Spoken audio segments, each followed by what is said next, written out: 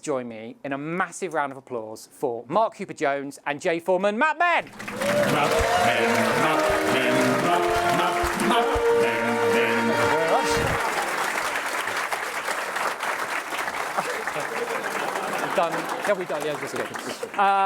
Mark, Jay, welcome to Google. Hello. Thank you for having us. I think this is the swankiest building we've ever been in. Yes. Have you seen the view out the window? It's lovely. From the 11th floor, Yeah. and then our new one over there, hopefully soon. I feel like I've got people behind me and I can't sit like this. It's weird.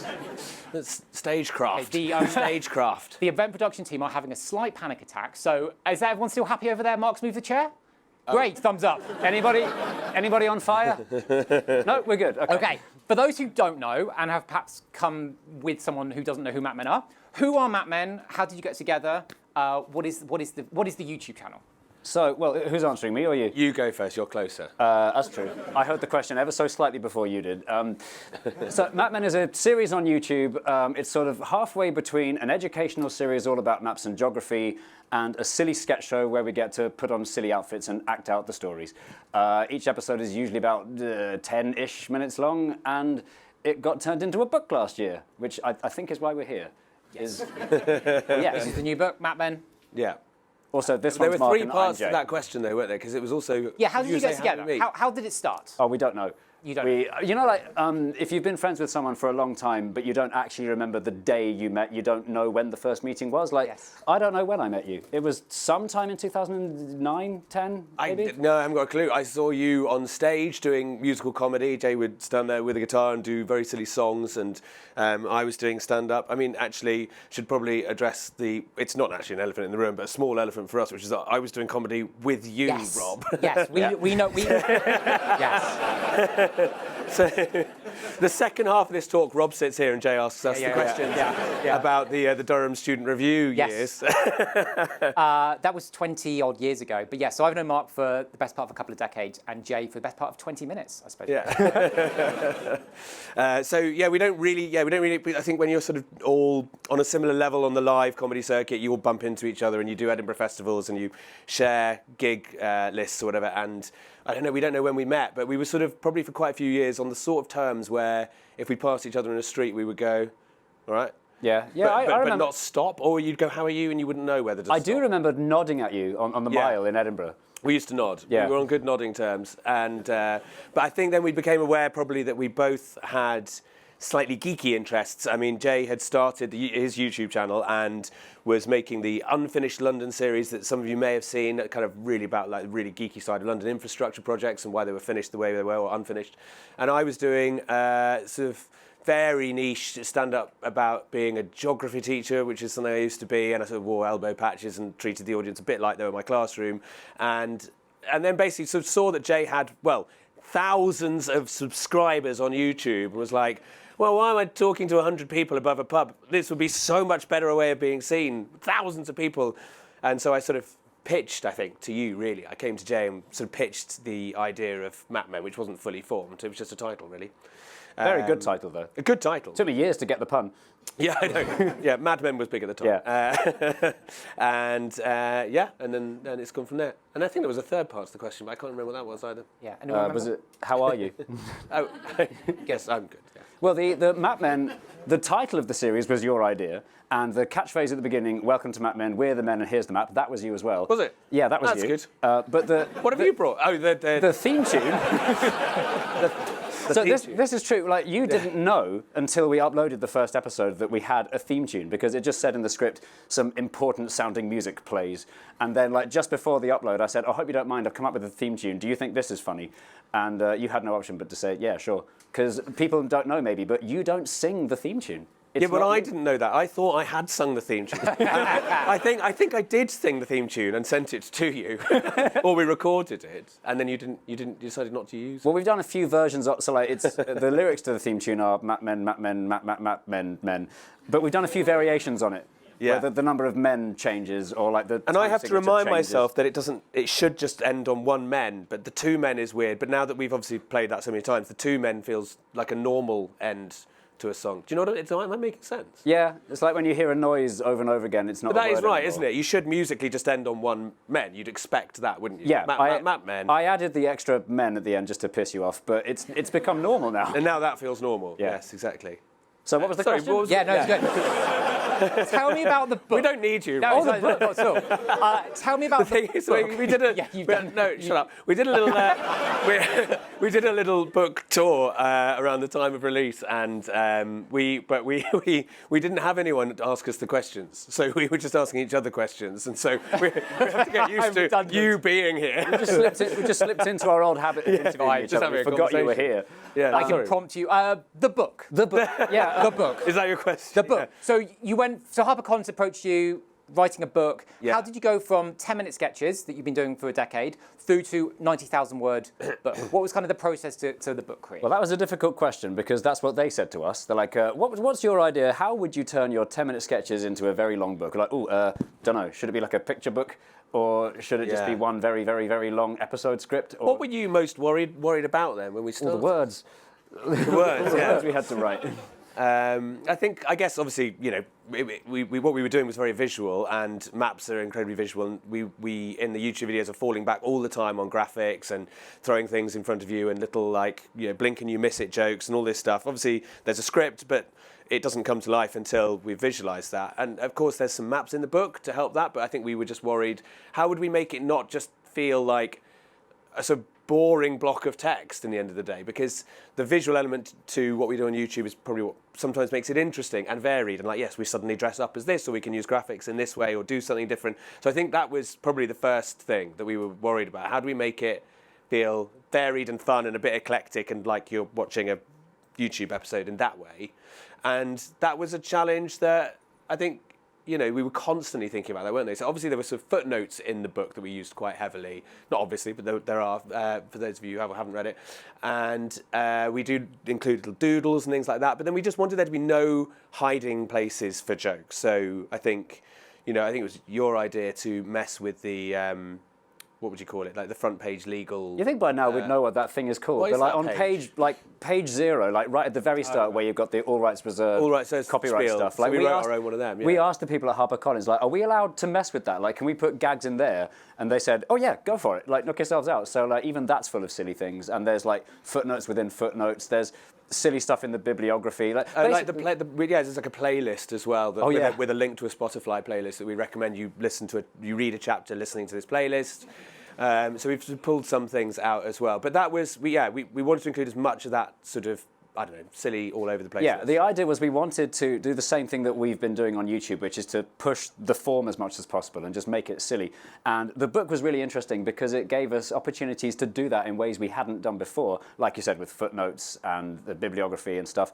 And there's all sorts of things that wouldn't work in a video that do work in a book. Like there's one bit we said towards the end of one of the chapters, what happened next was quite complicated and convoluted, so in the interest of brevity, we'll keep it to one sentence. And then that sentence goes on for 4 pages. Yeah. And there's a bit where, you know, we tell a story where it's, you know, possibly sensitive information about Soviet mapping.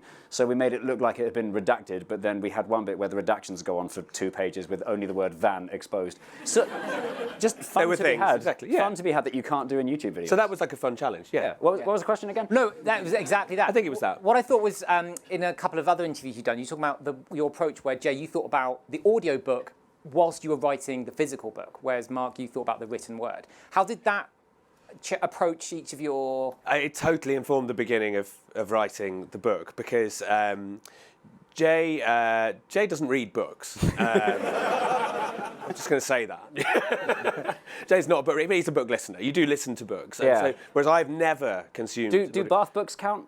Like those big spongy ones, Spot the Dog? Oh, Yes. yeah. I've read those. No, Okay. but no, genuinely, I am a big consumer of audiobooks because I think they're a great way to sort of keep yourself distracted while you're driving or cycling or operating heavy machinery. And it was a huge difference in our approach. Because the audiobook to me was almost a nuisance, really. Can I ask, has anybody here listened to the audiobook of this? Okay, that's... Oh, there's one over there. There is somebody, okay. Well, because,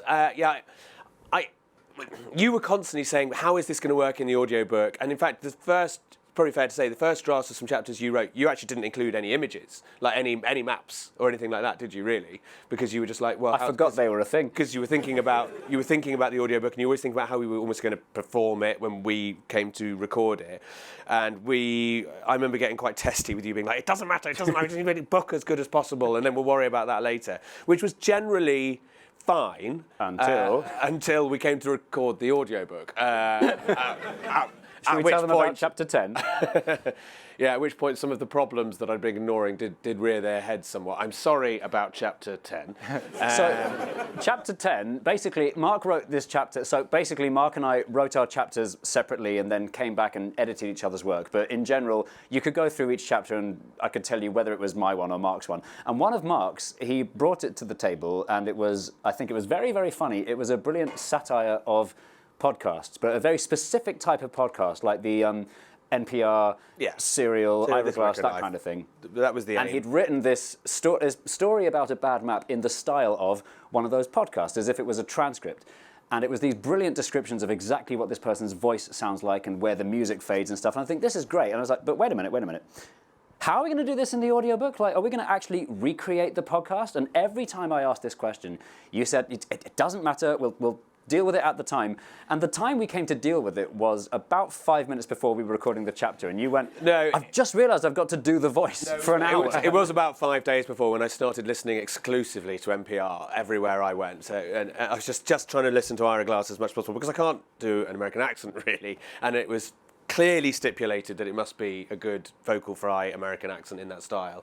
So it would have been worse had I not done those 5 days. But again, anybody who wants to know how bad it was can just speak to this gentleman over here. I thought you pulled it off. I mean, I got a raw deal because while you were doing the American voice, I had to do all the sound effects. Yeah, Like we decided that rather than try to actually make the podcast, which just would have been underwhelming and weird, that you would just have to do things like make the sound of an ox wailing or marching footsteps and things like that.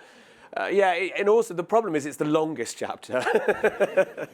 So, have you thought about a Map Men podcast separately? No.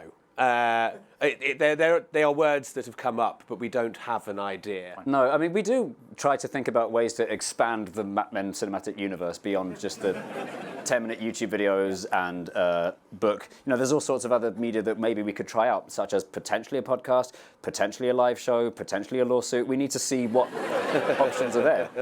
But we haven't thought about a podcast, really, because a lot of our videos tend to be very, very tightly scripted, whereas a podcast, we have to know stuff about maps. That's the problem. We don't really know anything about maps. I think... Although, no, we should say, like, Mark, you did do a degree in geography. I do have a BA Hons 2-1 in geography from Durham University. And you were a geography teacher. And I'm a geography teacher. In fact, we say it's in the introduction of the book, but we're not cartographers. There are people who could have, a podcast where they could just sort of riff about maps without having to sit down and do research beforehand because they know the whole world of maps, whereas for us we just take topics that we think we're interested in. We might know something about it, but we are always fleshing out that research for each video. We're always just one Wikipedia article ahead, basically. So, it's... I don't know. But also not no, but I mean, not yes. Does this count as a podcast? Because, we're laughing at each other. Yeah, I think there is a Talks podcast version. All right, so yeah, we'll just do one with Rob then. Yeah. Great. Yeah. What in the book? What are the favourite things you discovered whilst writing the book? What's kind of the favourite discovered, like in terms of research? Yeah, and then what's your favourite chapter? Okay, who wants to go first? Well, you look like you need thinking time. Okay, so my favourite one in terms of what was uncovered, if you like, was is it chapter 11 or 12? The Columbus's brother, the one where we have the word brother appear 94 times. Yes. Which chapter was that? Anyway, there was a story that I like it because I'd never come across this story before, and it just sort of popped out of some research I was doing on another chapter. There was something that briefly mentioned that Columbus's brother was a cartographer who had made these world maps that massively distorted the known shape of the world in two places in particular: the African peninsula, the Cape of Good Hope, and over in East Asia as well. And he had done this to make the world look more appealing, to take the western route to the spices of India and China and all this kind of thing, which is what Columbus was obviously trying to achieve before he discovered South America. And I just never heard of Columbus's brother, and so little was written about him that it felt like not many people would ever know that story. In fact, there were only like 2 or 3 papers out there which we sort of used to cobble stuff together, and you had to sort of do a bit of detective work to figure out what the story was, and that was really satisfying because I really liked the story. It was definitely a map that had gone wrong, and obviously a kind of a different perspective on a story that we all do know really well, and we just really enjoyed writing. We refused to use his real name. We just thought Columbus's brother was a funnier way to constantly describe him, which is why the word brother comes up 94 times in that chapter. So it's just such fun to finally bring this guy's story to light, but to also completely undermine him by referring to him every time as Columbus's brother. Yeah. Which of course is what he is. You still haven't called him by his actual first name yet. Something Columbus. Yeah. It's either Bartholomew or Bartolomeo, depending which part of the world you're in. St. Bart's was named after him. It was, yes. Did you learn that from the book? I did Yeah, you made it sound like you just you've knew read that. it. One of the things I think I took away from the book was you talk about the power for maps to kind of shape reality. They are, on one level, objective facts. This is what the world looks like, but also they overlay how we view the world ourselves. I think we talk, if birds drew a map, they would look very different, or if different animals, they have a different view. What is your opinion on how maps shape reality and how that affects, our use of them? Well, they're just very sneaky maps. I think, they do just present you. You look at a map and you are, I think, or most people are just tempted to think, well, the map shows this and therefore that is true. And I think a lot of us have got a lot more savvy and knowing how to read between the lines of media articles and understand bias in certain spheres. But I don't think most people are particularly clued into how maps always have bias built into them as well. I think it's this area where we just go, maps are truth, and sort of forget that they are editorialized, that they're produced by somebody with an agenda, including the good people here, right? I mean, but like every map ever made, you can't avoid it. I mean, there's a famous quote by an American geographer, which is that actually I can't quote it exactly, can I? But it's basically just like all maps lie. I mean, all maps are a lie to begin with because they're just representations. Yeah, every map necessarily has to have some kind of distortion, because the only possible map that doesn't lie, that doesn't have any kind of distortion, is a photograph of the world at a scale of 1:1, which is a very limited use. Yeah.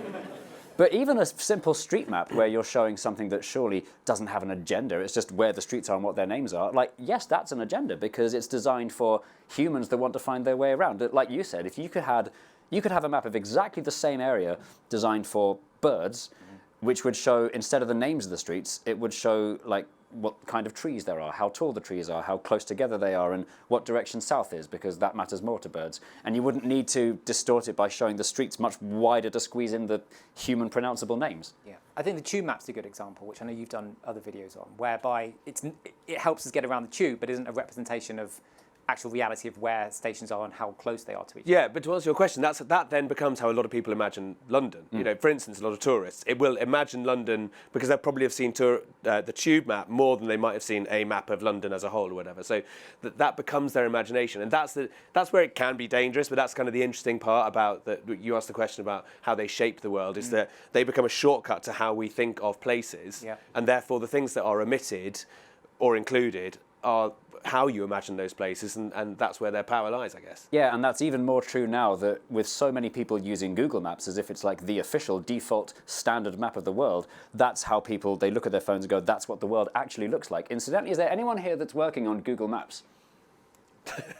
Hi. Thank you. Yeah, you get mentioned in the book quite a lot. You've worked together for a decade. I'd love to talk about how you have a creative partnership and a business partnership. How has kind of that evolved over time, that creative side to the finished book, the finished video, versus building a business together, which is its own set of challenges? Ooh, that's an admin question. And you're looking at me. Yeah, Mark does the emails. Yeah.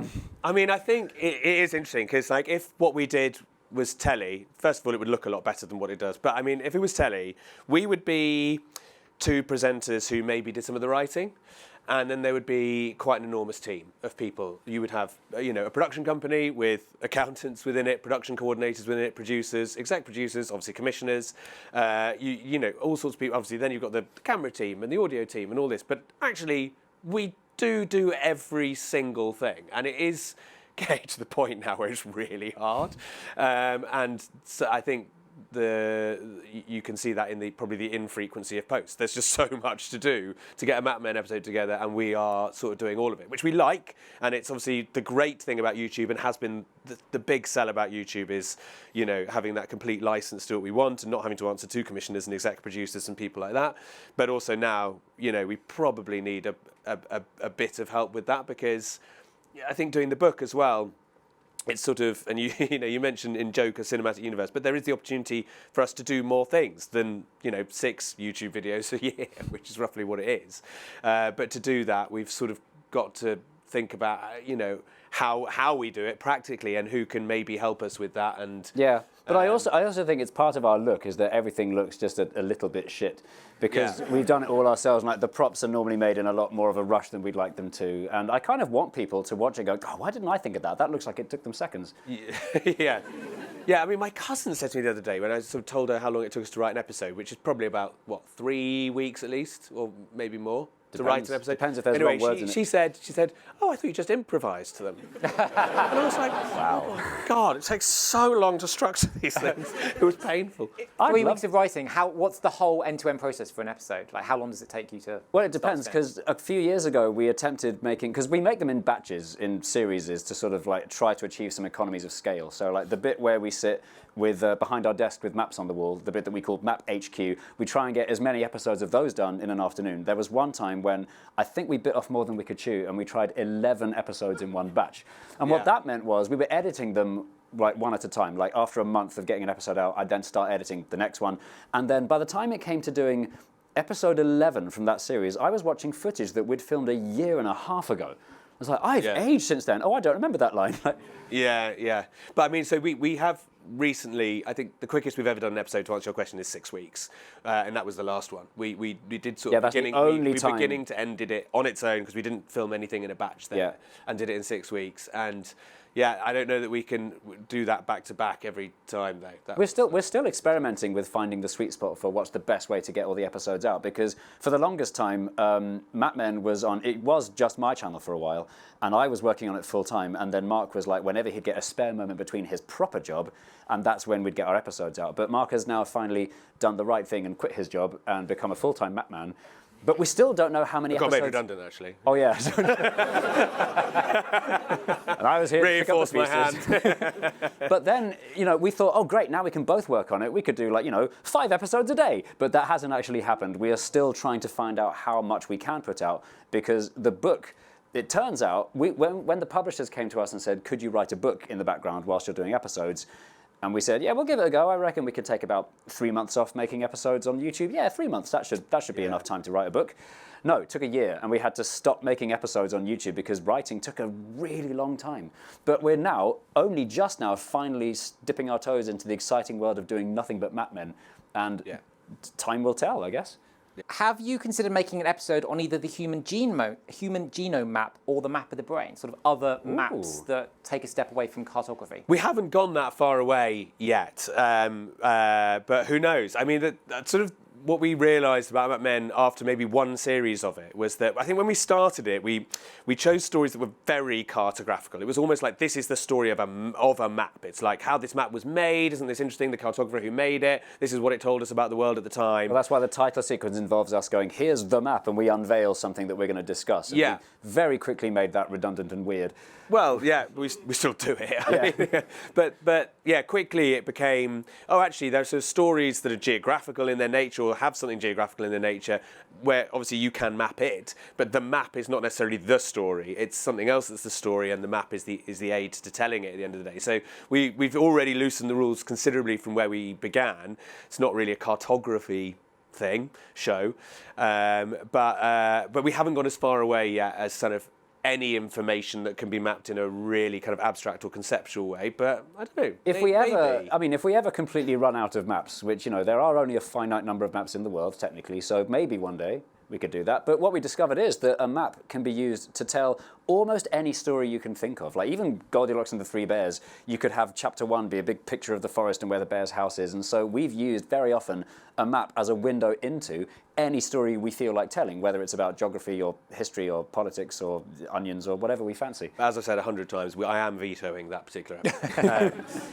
Yeah, because I mean, There was some Three Bears, or yeah, there was a relatively recent one we did, which was about twin towns, and kind of we talked about it. We were like, twin towns feels like a sort of interesting sort of quirk of geography that we could talk about. You know, how did they form? What are they about? Where are some of the more interesting places that are twinned with where?